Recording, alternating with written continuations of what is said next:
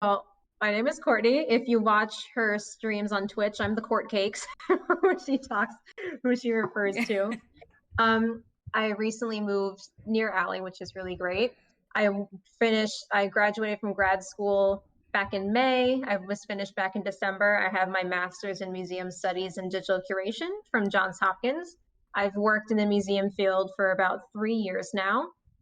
And just like we're virtual here, we're virtual now online too, which has been kind of nice. I moved 5 minutes away from my job and now I have to work from home. I also really like to craft and bake as well, which is why Cord Cakes is my Twitch name and Cupcakes is in the title of this stream as well. We met was Mm-hmm. so funny, and then we ended up having all of this stuff in common. So Yeah.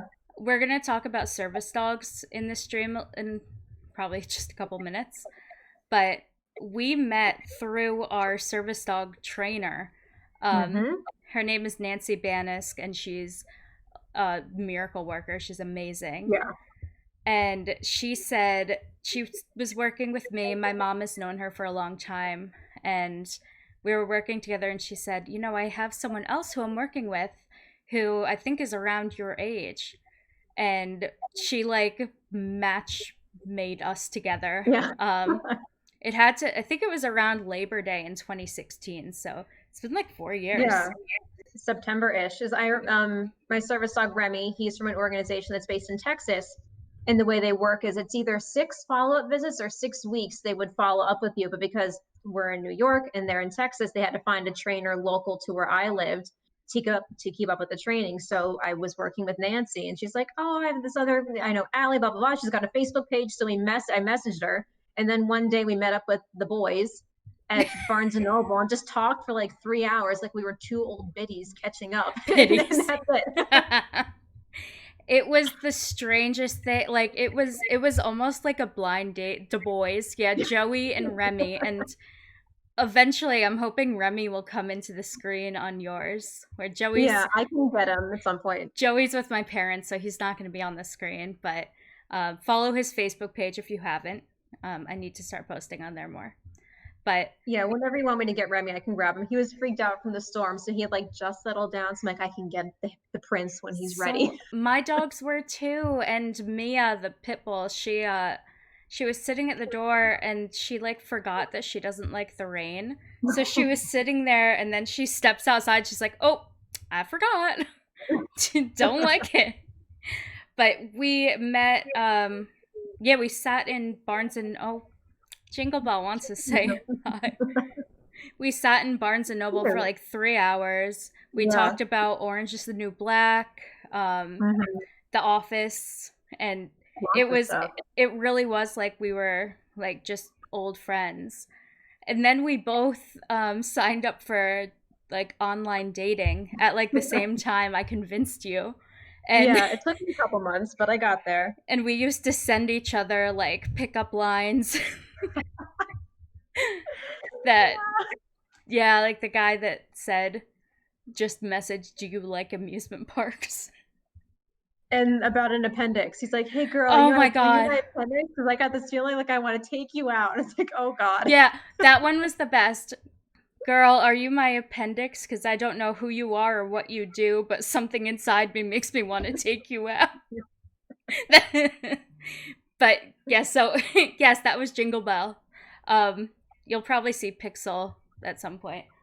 But we've just been great friends since then, and um, I was so lucky because things like that I've been I've been pretty fortunate of having things like that happen, but I really did not know anything about Courtney, her life, and we're just a few months apart from each other in age. It was like fate, Yeah. and we've been tight ever since. Mm-hmm. So thank you for coming on today and laughing and sharing. Of course. Um, so the first thing that I want to kind of talk about um, is let's do service dogs first. Okay. I sent you like a weird outline, and I don't think I put that first. But let's do service dogs because we're on the subject. Okay. So, I've told the stream a little bit about Joey, my psychiatric service dog, and what he's done for me and the tasks that he does. Can you talk about Remy and why he's a little different and maybe some of his tasks? Yeah, so I have a connective tissue disease called Ehlers-Danlos syndrome. I have hypermobility type, which means my joints, it's a collagen disorder basically. My joints and my everything is too stretchy. So he is mobility support because I'm a bit of a fall risk. I need help walking. So he has, instead of just like holding a leash, he has a harness and a handle like built into his harness. So he's basically, I call him like a furry cane, Mm-hmm. essentially. Instead of using a cane, I just have a dog next to me. So he's trained in mobility and a few psychiatric tasks as well. He can help me get up if I fall. He's trained in item retrieval. If he want like getting something across the room, he can pick things up for me if I drop it. And he's also trained in blocking as well and deep pressure therapy, amongst other things. He's a truly, truly amazing dog. I've been out with Courtney, whether it was with my service dog or just me, and I've seen Remy in action, and he is just like amazing, and he's beautiful. Want me to go get him? Yes, People yes. making appearance. I will do a song and dance while you're gone. Okay, I'm not gonna actually dance. That would be weird. But I want to just take a second to thank everyone who is tuning in tonight. This is something I've been super. Oh, he's back. Oh my goodness, Say hello to everybody. Hey, Remy. I don't know where you are. Come here. Remy, it's oh. Oh, good boy. Oh. Oh my gosh, Remy, Yes. it's Aunt Allie. You say hello? Oh. If anyone knows my little brother, they have the same hair. Yeah. He is so majestic. Oh, Yeah. I'm a good boy. oh, look at those floopies. Say hi. Oh, Remy. that. It's so hard to focus Look, on him because he's so dark. look at that face. Oh my Hi. gosh, I can't even take it. I Hey, buddy. I love Remy. He is just the best. Um can you I've talked a little bit about differences between just different kinds of helping dogs, emotional support, therapy. So can you say what makes a service dog different from an emotional support dog? They are task trained to mitigate their handler's disability, would be the most basic legal way to put it. Yeah, that's great. Oh, you're getting some Yeah. comments about Remy. Oh, Oh, so I just want to say too, please ask questions during the stream, and we want to be able to answer them and have some interaction. So please feel free. And um, Ellen wants to know a little more about deep pressure therapy. Can you explain that a little? You might see a cat fight if you're looking in my background. Oh. yeah, deep pressure therapy, the way the way I describe it is how some people like wearing a weighted blanket, or even I know students in schools who wear like a weighted vest to help with anxiety and calming them down. I just have a 70-pound dog that's trained to sit in my lap to do the same thing, basically. That's And that feeling like of heaviness on you can be really comforting. It's not something we do a lot, but he just kind of also likes to just be in my lap. So of course he's just going to want to crawl, crawl up and hang out with me. But pretty much that's how I describe it. It's just instead of having a blanket or a vest, I just have my fluffy dog to do it for me.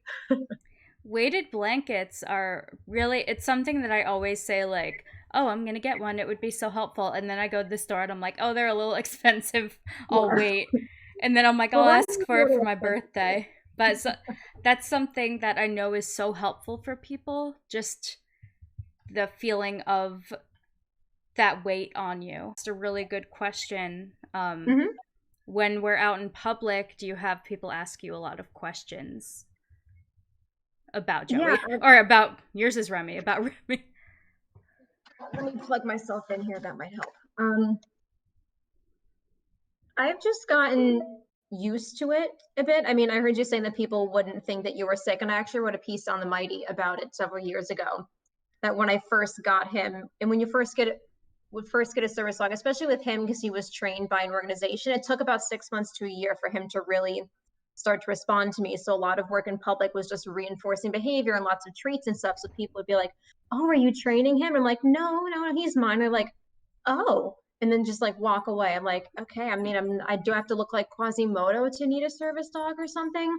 I've had Exactly. people yank their kids away because they think he's an attack dog, and I'm like, no, I've gotten used to deflecting toddlers. I've had people think I was blind. I've people think I was deaf because of his harness. It looks kind of like a guide dog harness a little bit. Hmm.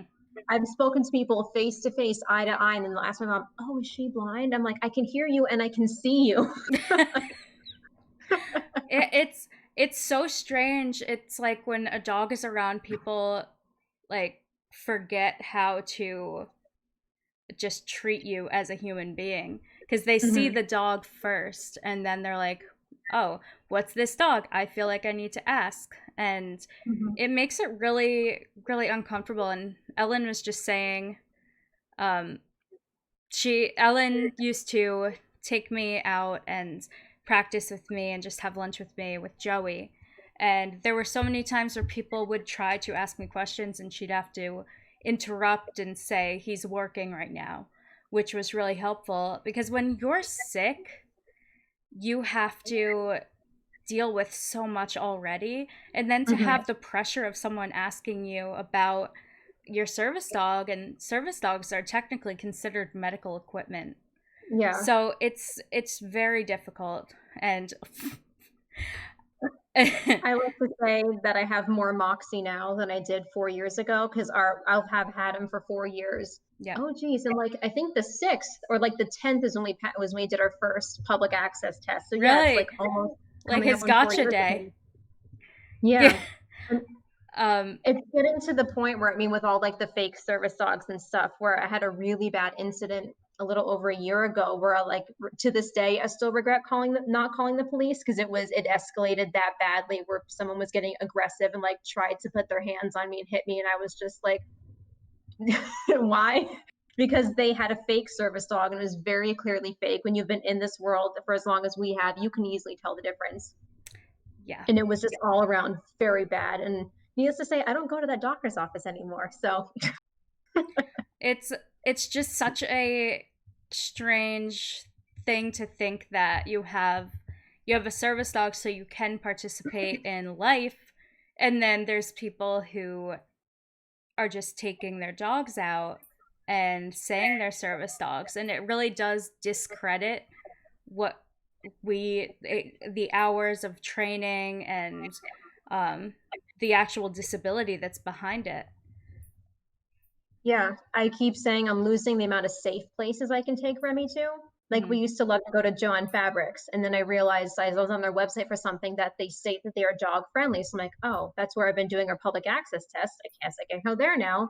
And I was at Barnes and Noble with my boyfriend a few days ago, and this woman just came in with two dogs, and they let her. I'm like, oh, guess I can't go to Barnes and Noble now because Yeah. even you can train a dog so well, but you still can't like train the dog out of the dog. And we've been Hmm. attacked so many times in public that Remy's starting to get slightly defensive and reactive, which I don't like, but I don't totally blame him either. Yeah. Because when you've been out and you have dogs coming at you and getting your face and growling and barking, of course he's going to start to get a little bit upset. And then if he jerks or something, and then I've like fall or get hurt or something, which has happened to us before, where he reacted and moved and then I fell into someone and then like pulled a muscle in my arm. So it's just like it's just bad. So just don't do it. I always tell Yeah. people they're like, "Oh, I can just make this dog my service dog." I'm like, "I can't be friends with you if you do that because it's just like really disrespectful to me."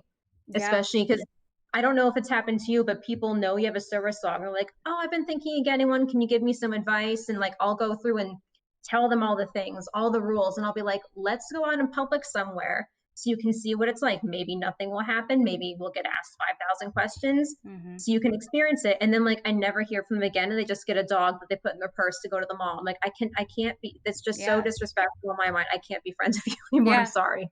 Because, I mean, it's great. I wish that I could take my dogs every. Oh, no, I don't. I don't. They're very. They're not always behaved. But, like, ideally, I would love to be able to just put my dogs in the car and go into the store. And that's. You're not supposed to do that. And people take advantage of the laws regarding service dogs because I this actually brings me to something that was mentioned in the comments. I I was in Wendy's with Ellen, and the I was with Joey, and Joey was doing his thing. He was tucked way under the table, not making a noise, nothing. And the manager came over and he asked if Joey was a service dog. And first thing, I just was like, well, you can't answer. You can't ask that.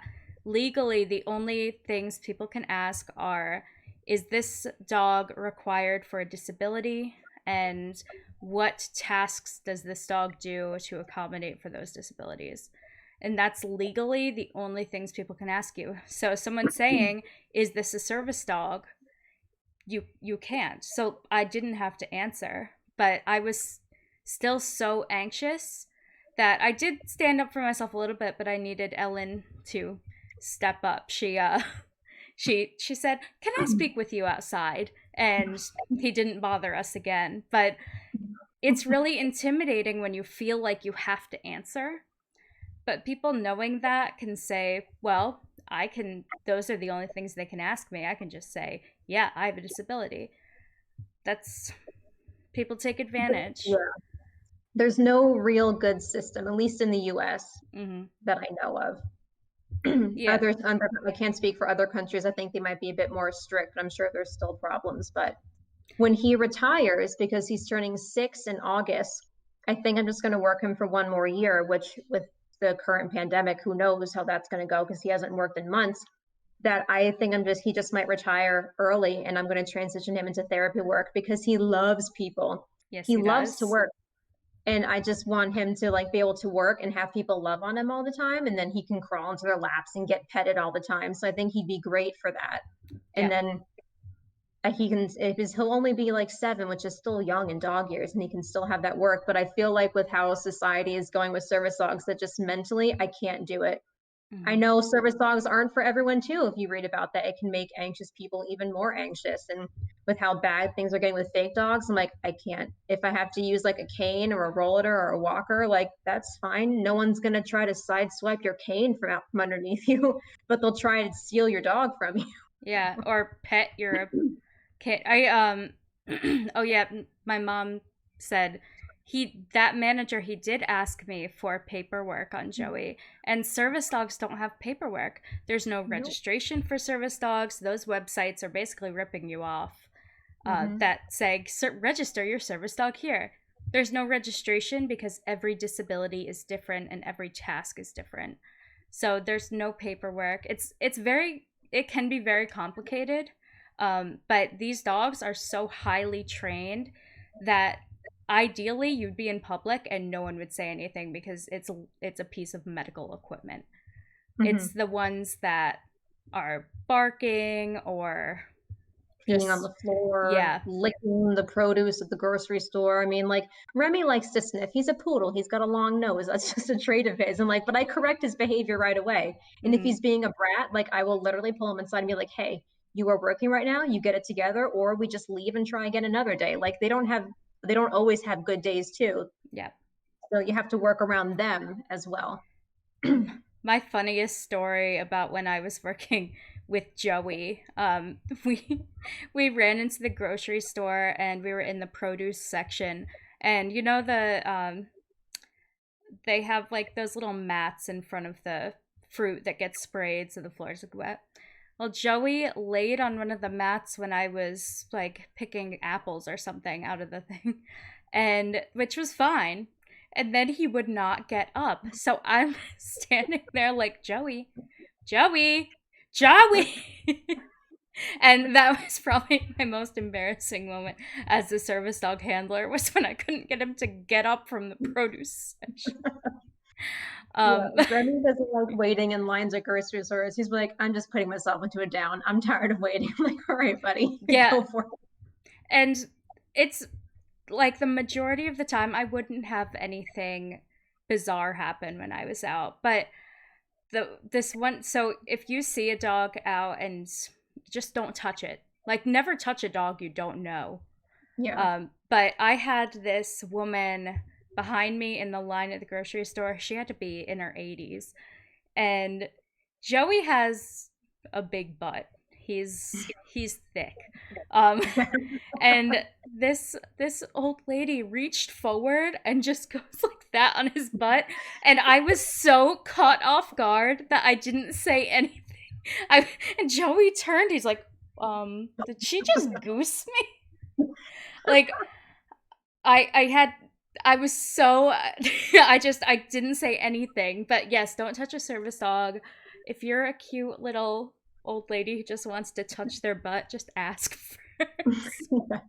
um and I'm just reading. Oh, so Hannah commented. Hannah works in a domestic violence shelter, and she said, our shelter legally cannot deny someone because they have a service dog. We try to accommodate for them and their dog.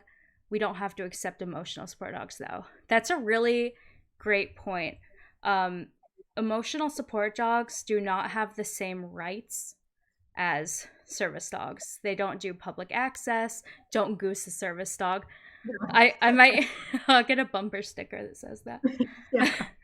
um, Emotional support dogs don't have the same rights. They have some, like, they can go to hotels with you sometimes, or public transportation, but they are used to comfort you in a home setting and not in public, because they don't technically do tasks.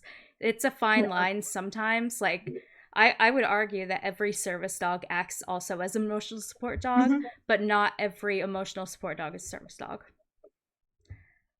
Yeah. Yeah, it's kind of, but that's great that your shelter accommodates as best as possible, because when someone's in a domestic violence situation, the worst thing that they could probably hear is, we can't take your service dog. So, service dogs, we talked about how they can be used for psychiatric reasons or physical reasons. So, can you? I pronounce this wrong every single time, so I just call it EDS. So, Oh. can you talk a little bit about your chronic illness, and kind of, you briefly said what EDS was, but now we have a few more people, so can you explain that a little bit more? Yeah, I have a genetic connective tissue disease called Ehlers-Danlos syndrome, or EDS. I have hypermobility type, which means my joints are more prone to fully or partially dislocating at any time, basically.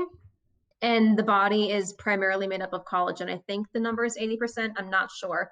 So it affects all body systems, basically. So a lot of my comorbidities are a result of having EDS. For instance, I also have something called POTS, or postural orthostatic tachycardia syndrome, which is a form of dysautonomia. A lot of big words coming your way, which is basically your autonomic nervous system is kind of defunct. So things it's a heart problem. Like, I have heart blood pressure issues that also affects my digestive system. I have a lot of gastrointestinal problems, which is really common with people with EDS as well. And those are like my main ones, the EDS and POTS. And any kind of GI issues, they're kind of, it's hard to find a good GI doctor. So the jury's kind of out on what I'll have there. And then on the mental health side, I've been diagnosed, and mild content warning, I do talk about eating disorders, but I don't talk about numbers or behaviors. So if anything around that bothers someone, if you stop listening, like we both understand. I've been diagnosed with generalized anxiety disorder, depression, mild agoraphobia at one point. I have trichotillomania, which is a hair pulling condition. And I also am a former anorexic. So I have a whole host the stuff that I've been working on and working through. And I speak for everyone when I say thank you for sharing that, because I mean I've spoken with you about this before and you're pretty open, but Mhm. it's it's difficult. You've been through a lot in your life, and it really shows how connected the mind and body are, Mhm. because your physical was struggling, and I'm sure that adds to a lot of anxiety and even some depressive episodes too. Yeah, there's a lot about EDS that if I just don't feel well one day, I'm like, oh, it's probably just something EDS related. It's not very well studied. There's more coming out about it. It's listed as a rare disease, but I would say it's more rarely diagnosed than rare itself, Mhm. in putting it that way. And oh, your mom's like, thank you for being so open. I mean, yeah, I think I can be too open sometimes. I'm just like, give me an inch and I'll give you a mile with how TMI I can get sometimes, depending on who I'm talking to. I have to think about like, this is an able-bodied person. They don't want to hear about all the junk that you deal with. Because I It was thinking like this morning, like, how am I going to like convey this people about certain things? I'm like, I'll just rein it in, and if people ask questions, then I can go more in depth. yeah.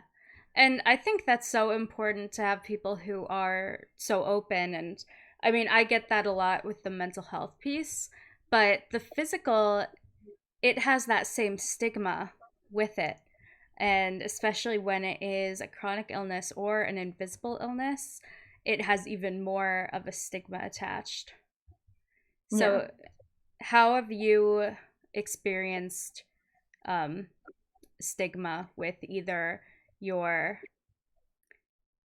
yeah, thanks, Pinata, with either your mental or physical disabilities? What kind of stigma have you experienced? Mental health, not so much, but one incident that comes to mind with medical stuff, well, everything medical really. Which story do I tell first? Basically, I had to leave college after 2 years because I was still undiagnosed, but I had food allergies at the time. And it after a year of fighting with the school, they pretty much told me to my face that they could not accommodate my dietary needs. So I had no choice but to withdraw with it like 2 weeks before the semester started. So I had like no chance to say goodbye to anyone. Mhm. And because like college is such a bubble, once you leave, like all those friends go away. So I went from having everything to nothing. And I was pretty much isolated for about 3 or 4 years with getting diagnosed and being really, really sick and whatnot. So that was hard leaving school and having the school like not try to help you whatsoever. And when I was in the process of getting diagnosed, I had one doctor who caught on to the fact that I had hypermobile joints in my hands, like or double jointedness. And she wrote up a huge, like on a prescription pad, like all these tests she wanted me to have done. And she's like, I think I know what you have. I don't normally tell patients what it might be, but I think you can handle this. She was, I think you have might have Ehlers-Danlos syndrome. So that was in September, and my appointment with the genetic counselor wasn't until January. And then my geneticist appointment was a month later in February. So I had like 6 months to get used to the idea. And I think it was sometime in October, I had an appointment with a rheumatologist. And I had done a lot of research at this point. It's like, oh my God, this could be the day that I get diagnosed because rheumatologists can, diagnose this. And I had Yeah. like an awful cold, but I still went in anyway. And the doctor called me hysterical to my face, and she would not talk to me. She only spoke to my mother. She would be like, does this hurt? Does this hurt? And I'm like, my pain changes every day. And like I started to cry because like I had a cold and didn't feel well. I was like really hoping this appointment would come through. And she's like, I think she's a bit hysterical. And I'm like, okay, this is not the appointment that I was hoping to have. Yeah.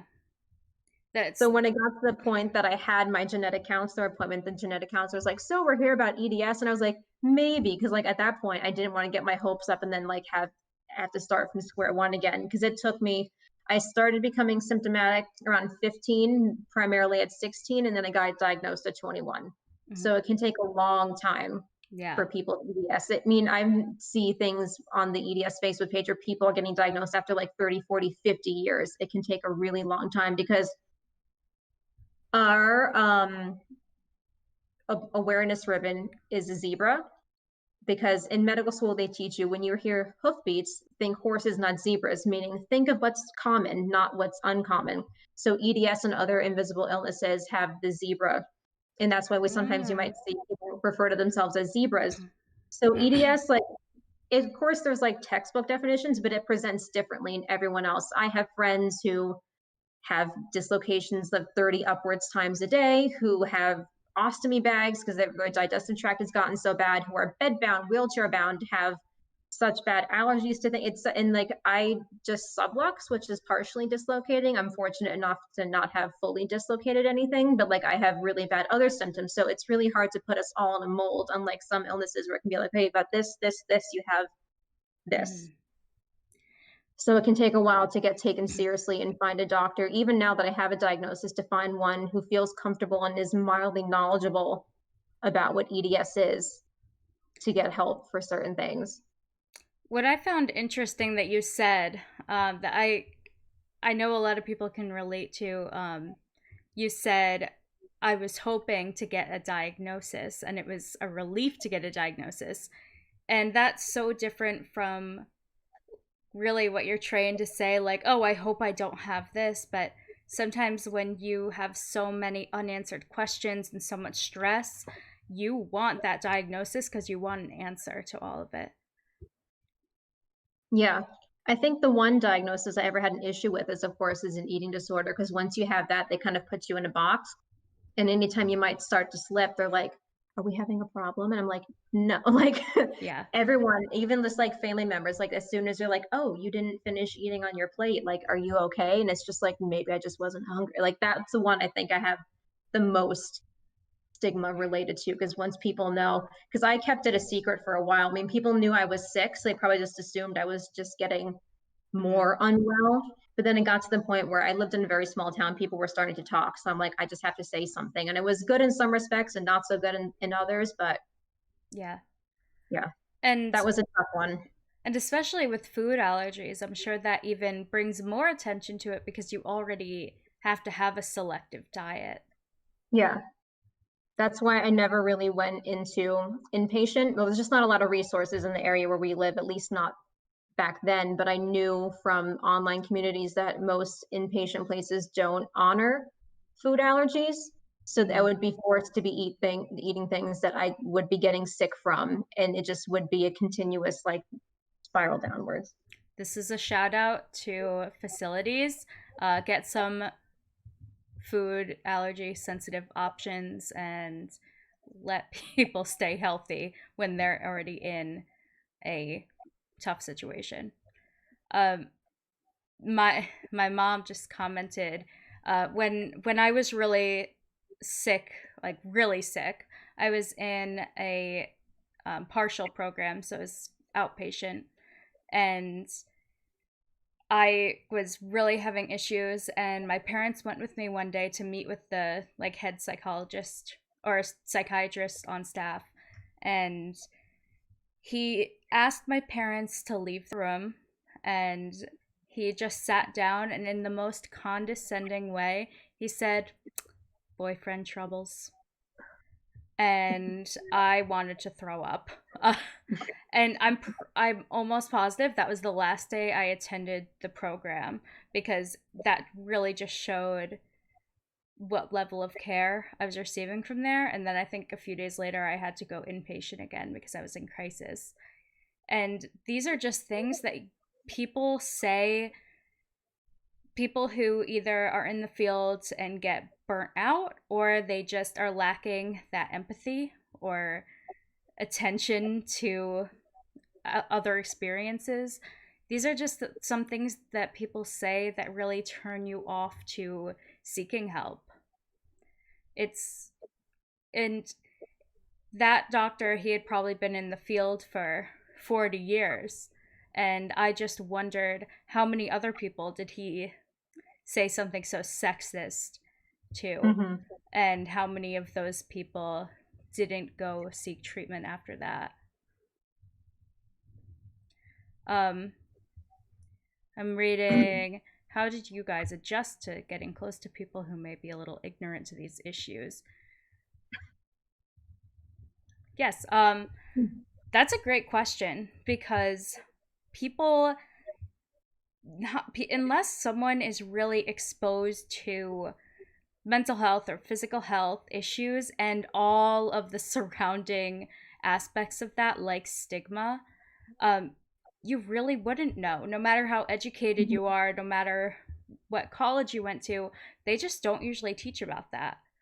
And I, for me, I always give this great example of my dad. So when I got sick, my mom, she has a degree in special education. She right away kind of, she had to learn a little bit, but she knew kind of how to advocate. My dad grew up very small town, um, where mental health wasn't really talked about, and he did his research and he became so educated about mental health, and he knew how to help me, and he understood what I was going through. So I'd say that once you're exposed to something, you kind of get immersed into that. And it's all about putting in the effort to learn, because a lot of times we will put in the effort to teach. Before we close out for the night, I want to talk a little bit about what you do to manage your mental health. And I'm hoping you add something about baking in there because I know Yeah. everyone's drooling for cupcakes now. I'll talk about the boring run-of-the-mill ones first. Journaling, that's something I recently started and do every morning. Crafting, I like to sew, embroider, crochet, knit, color. That's a big one.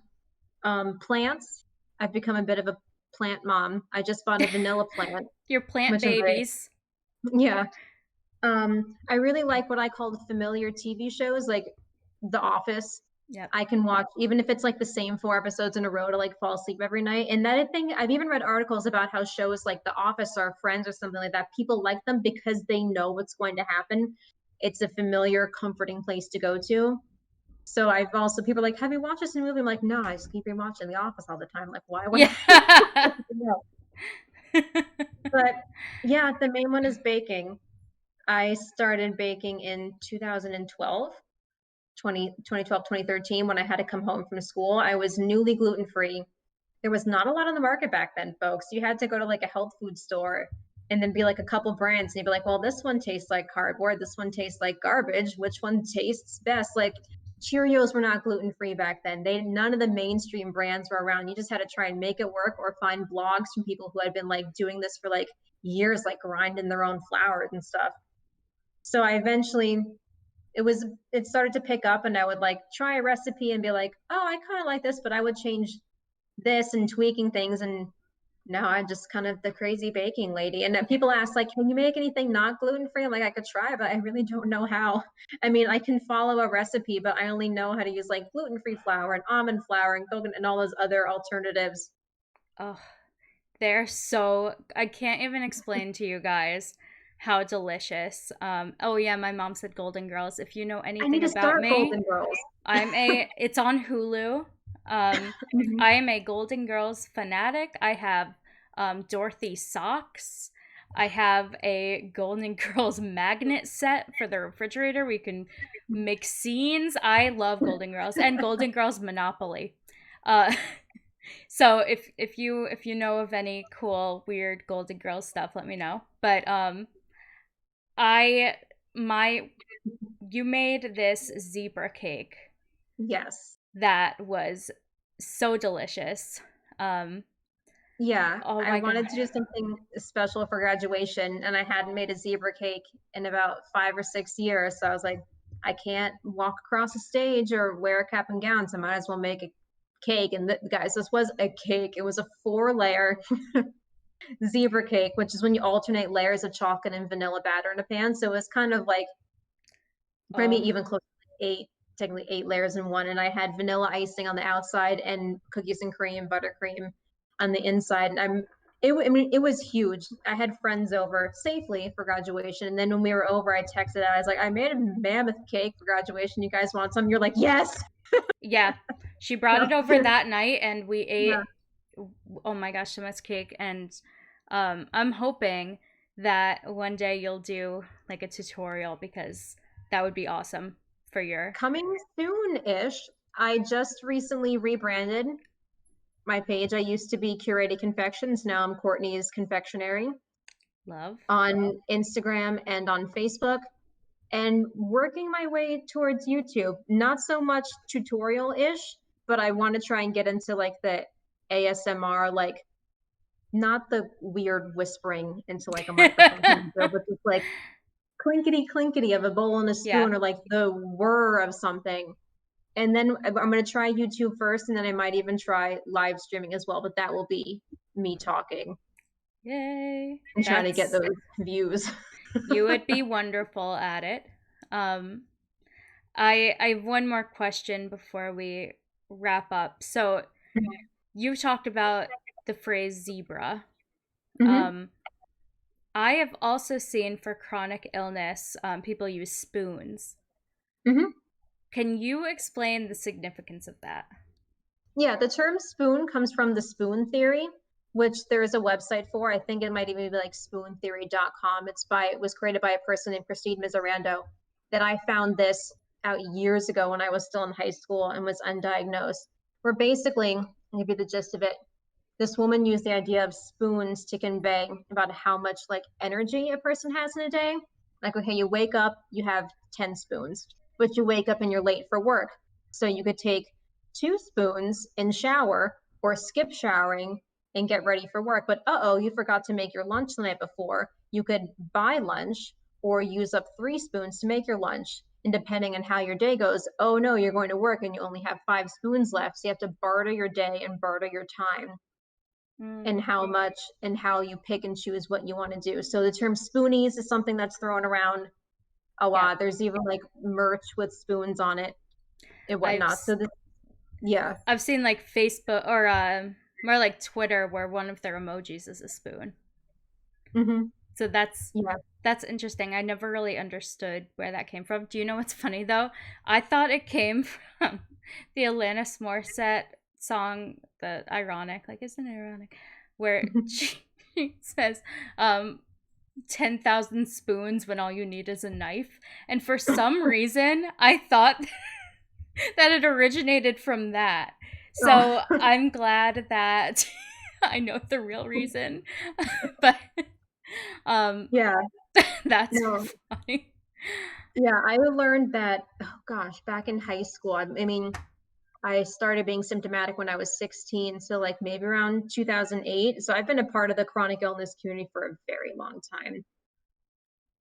And that's how, I mean, I still have friends that I met back on Tumblr when Tumblr. that was still like a cool thing that I'm still friends with now, like over 10 years later on Instagram. It's a community. It's like Hmm. really you find people who are positive in your life that share the same experiences and it really becomes a community. I have so many people who I've never met that are in my mental health community that I I'm so thankful for. So you never know really Hmm. what's out there unless you're open or unless you do the research. So Yeah. I I'm so thankful that I found you through a very Me too. unconventional way, but I'm so thankful to have you in my life, and I wanted to thank you so much for being on the stream tonight. And I'd say just maybe what is your one piece of advice to someone who is going through a tough time with either a mental or physical illness? Oh, that's one I didn't think of to prepare for. Um, I hmm. apologize. I just thought of it and I No, thought it no. was cool. Um, You're vamp for me while I think. No. I'd have to say, I'm trying to think about like my own experience. Like, what would you tell yourself when you were younger? I mean, I don't want to say like the run of mill thing, like things will get better, like everything will turn out fine, because sometimes it can take a long time to get to that point, and you might not ever get there, which sounds like awful, but you think you'll find like a happy medium. But I would guess I would just say tenacity, You Mm-hmm. know you know what's wrong with you. It may take a while to get there. It took me 5 years, number of surgeries, multiple doctors across multiple states to get an answer. And I'm still trying to find answers, and you still just have to kind of keep going Mm-hmm. to find what you need. And even once you get there, you're still going to have to keep fighting for yourself and for others as well. And use what you learn to help other people. I love that. I love that. And that tenacity builds resilience. And just keep going. And I thank you so much, Courtney, for taking this time to hang out. Yeah. I'm I I had such a nice time, and I thank everyone who tuned in and commented and asked questions. Um, I I can't wait to keep going with this, and maybe next time Courtney is on my stream, she'll teach me how to bake something. But Yeah. uh, but I thank you all, and I feel so blessed to have this viewership and this support, and um, let's keep fighting together. Thank you so much, Courtney, and thank Thank you you for having me. everyone. Have a wonderful, wonderful night, and I'm hoping that I see you guys Sunday night, 8 o'clock, Sunday night reset. Bring your Hmm. jammies and your coloring books. I think I'm gonna knit. So tune in Sunday night, 8 o'clock, right here. And I will see you guys then. Bye, everyone. Bye.